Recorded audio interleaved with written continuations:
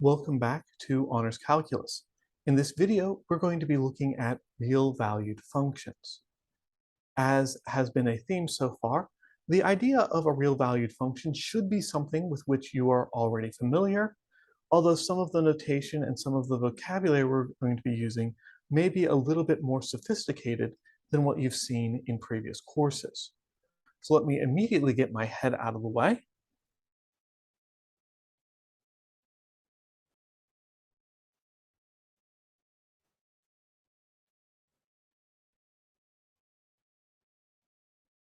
When we talk about a function, we're going to first name the function, and unless there is some pressure to do otherwise, we name our functions using lowercase letters, starting with f for obvious reasons, function f, and then we put a colon, and then I have these two things, a with an arrow pointing to b. We read this as function f maps from a to b.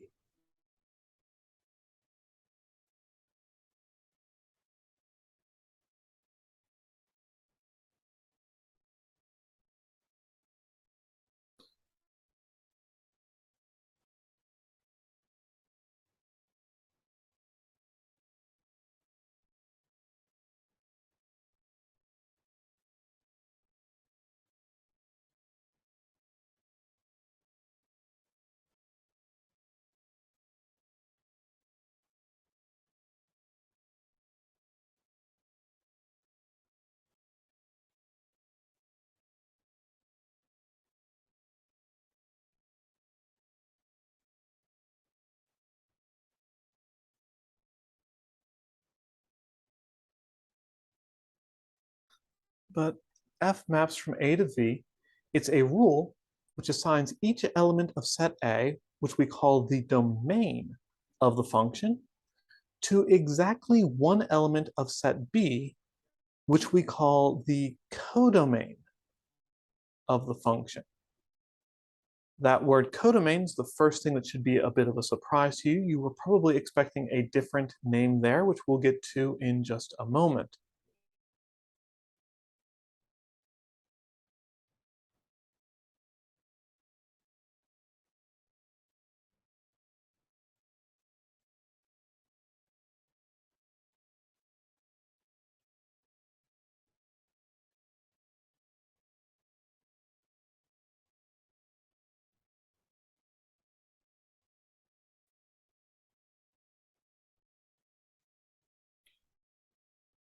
Before we get to that, I want to get to the vocabulary that you are probably more accustomed to. For our x in set A and our y in set B, we will denote this assignment y equals f of x.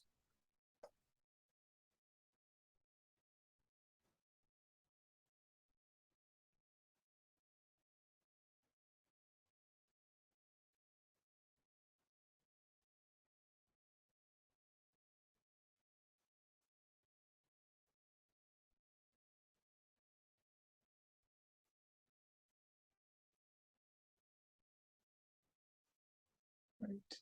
In this assignment, we call x the independent variable and we call y the dependent variable for the function.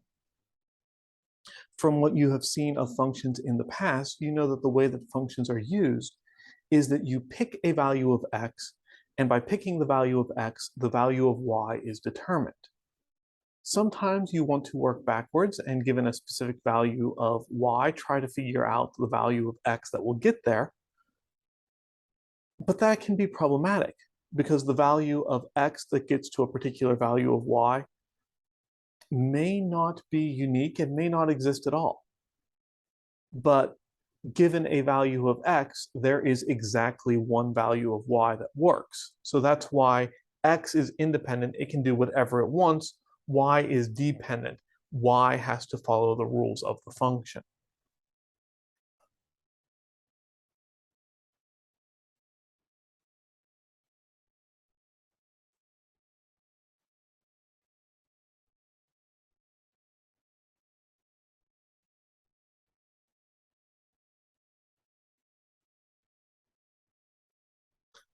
And I want to notice that y equals f of x is an equation in two variables. And so every function can be written as y equals f of x, and the solutions, the points that satisfy the function, or the points that are defined by the function, form a graph. So the next thing I want to do is jump over to this screen and talk a little bit about the graphs of some functions that you should be familiar with. Um, so on this screen, first of all, notice that I am using the computer software Desmos, desmos.com if I haven't talked about it before. It's a nice free website that allows you to graph equations, functions, and we're going to use it fairly extensively throughout this course. The other things I want you to notice on the screen, way up here in the top corner, where my green screen actually cuts my hand off, I have the name of the function in question. In this case, we're looking at the unit function. Then I have the formula for the function. In this case, the unit function is f of x equals 1. Some key points, sometimes this is very boring, sometimes it's fairly extensive. And if I slide over here, we can look at the graph. And looking at the graph here, I think is important because it gives us a sense of why we are talking about a codomain and not something a little bit more specific. Because we're going to be talking about real valued functions, which means we want the codomain to be all real numbers. Now, when you have studied functions in the past, you have looked specifically at the range, the set of values the function actually spits out. In this particular case, the only value this function spits out anywhere is y equals 1. It's a very boring function. So the range is the number 1 set with just 1 in it. The codomain is still all real numbers, even though most of these numbers never get touched by the function. So let's jump back over to our notes real quick and jot down that idea.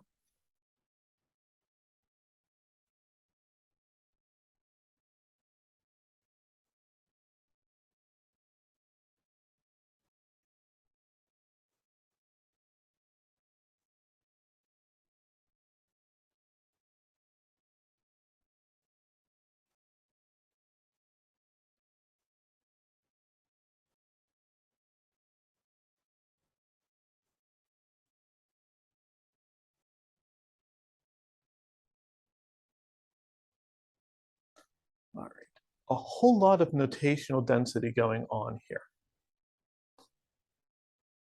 The first thing that I want to notice is this notation, f of set A. If you go onward in mathematics, looking at functions acting on sets and how to define that is something interesting and something that's very useful further in set theory.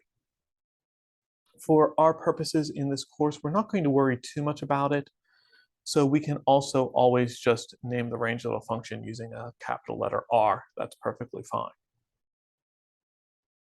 All right, this definition is in set builder notation. So we are looking at things that look like elements of B. So the first thing I want you to see from this definition of R is that the range is a subset of the codomain B.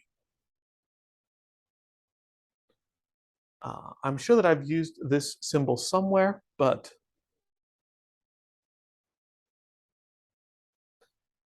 there exists this backward letter E, just in case. The abbreviation ST, again, I'm sure I've used it somewhere, but just in case, such that. Phrases that mathematicians use very often, and we're lazy and we don't want to write the whole thing out, so we give abbreviations and symbols so that we can write a little bit less. That's the thing that makes math so hard, is that the language and notation is so dense that you really have to take the time to make sure you understand each and every symbol. So the range of the function is the set of all y values in the codomain B such that there exists an x value in the domain A so that y is equal to f of x. The range is the subset of the codomain that contains values that the function actually touches somewhere along the line. So by talking about a codomain, we can be a lot more general about a function than we could be if we had to look at things specifically.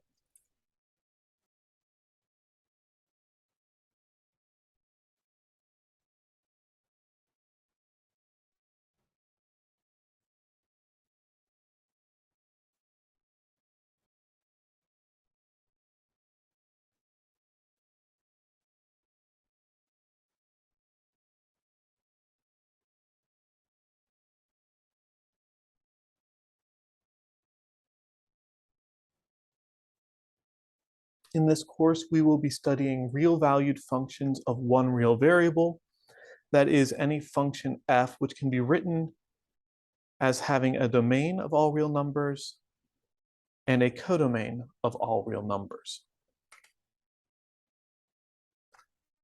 Near the end of the course, we're going to look at something slightly different, another set of functions called a sequence that has a domain of all natural numbers and a range of all real numbers. For those of you who continue on studying mathematics, chances are good that you might take a course in Calculus 3, multivariable calculus, where you start looking at functions who have domains or codomains which are ordered pairs or even ordered triples. If you go on to a course in linear algebra, you'll study functions whose domain and range are vectors of all sorts of various different sizes. If you go on to study discrete mathematics, you will look at integer valued functions, functions whose domain and range are both the integers. So there are a ton of different ways we can define functions that are useful in different aspects. But for most of this course, for most of calculus in general, we look at real valued functions of one real variable. All right, let's get back to the graphs. I've already talked about the unit function fairly extensively. That's just one of several. So let's get rid of this one and take a look at the next one, the identity function. The identity function, f of x is equal to x, is a straight line, 45-degree angle. It's kind of the most boring function that we have, honestly. The squaring function, the function whose graph is a parabola.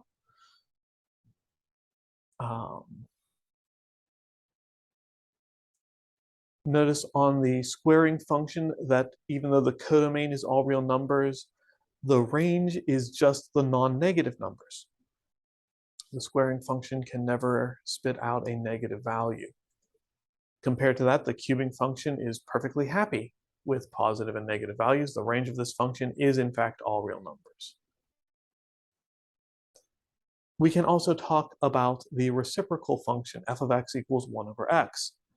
This is the first function we can look at that has asymptotes. This one has a horizontal asymptote and a vertical asymptote. A little bit later in this course, we're going to look at asymptotes a little bit more carefully and give a formal definition of what an asymptote is, where it comes from, and how to recognize them. But you should be familiar with the basic idea already. The reciprocal function is also the first function we're looking at here where we have to be a little bit careful, because in fact this is not a real valued function of one real variable because it's undefined when x is equal to 0. So if we talk about the reciprocal function as being a real valued function of one real variable when x is non-zero, we can kind of skirt around that, but that is something we have to think about. If I go on to look at a root function, it's the same situation, just worse. A root function is undefined for any negative value of x. So if you can restrict yourself to the non-negative values, you can treat the root function as a real function of one real variable. If you can't manage that, then some weird things will happen.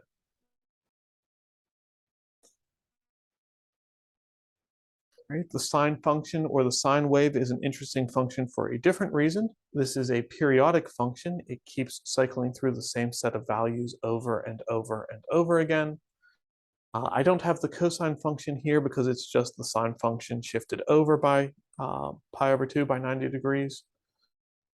The tangent function has some vertical asymptotes along with a nice table of values. I should show that part first.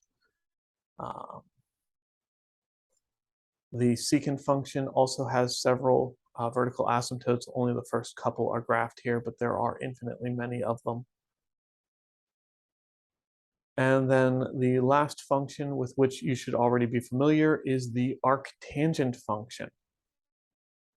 The arctangent function is the inverse of the tangent function, kind of, sort of, mostly. We'll spend a lot more time talking about arctangent in Calc 2, but it is something that comes up a couple of places in Calc 1, so it's worth mentioning.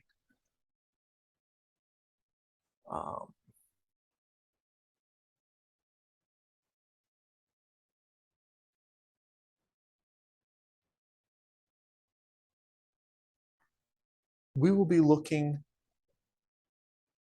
throughout the next couple of videos at some things we can do with functions in order to change things around a little bit, make them a little bit easier to work with, or make them a little bit more complicated in a way that is easy to work with. But before we get to that, the next thing that I want to look at is a nice property of the graphs of functions.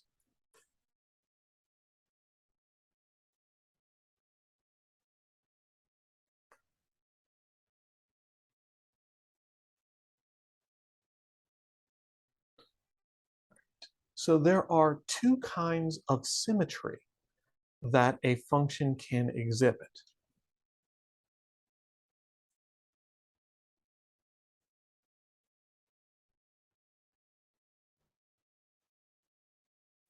We say that a function has even symmetry if f of the opposite of x is equal to f of x. And we say, I have to get my head out of the way for this one, we say that a function has odd symmetry if f of the opposite of x is the opposite of f of x. And the symmetries got their names because power functions always exhibit this symmetry. F of x equals x to the n is even if n is even and is odd if n is odd. That seems like a fairly powerful statement. And whenever we talk about a powerful statement, we should probably try to prove it as a theorem.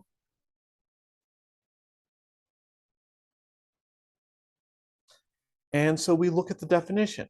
Even or odd, what we really care about is f of the opposite of x, which is going to be the opposite of x raised to the n power.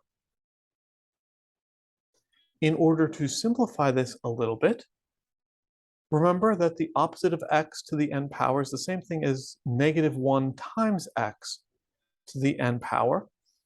And whenever you have things multiplied together raised to a power, you can split that up. So this is -1 to the n times x to the n. And there are two possible cases for that. If n is an even number, multiply -1 by itself an even number of times, and you get 1.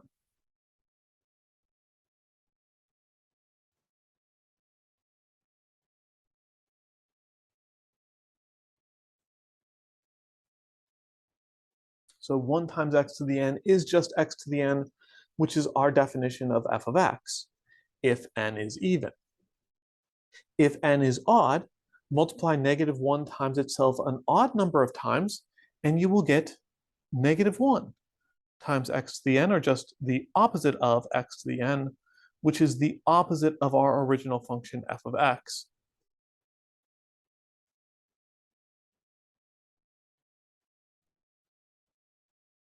If the function in question is odd. Right. I went through that for a very general case, but that's the idea of trying to determine if a function is even or odd.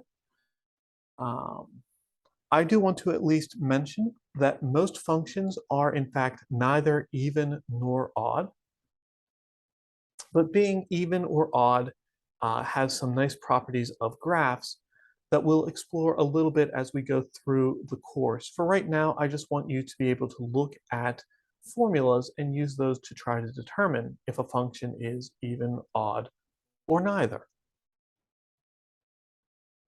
Oops, sorry about that. That's the wrong button.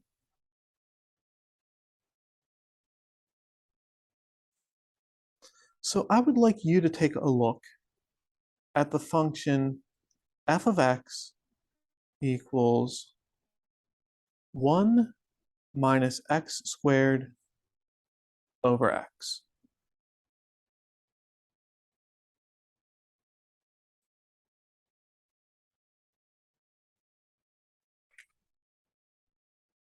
And using what I just showed you in the general case, I would like you to try to determine if this function is even, odd, or neither. See what you can get to on that one, and I'll see you in the next video.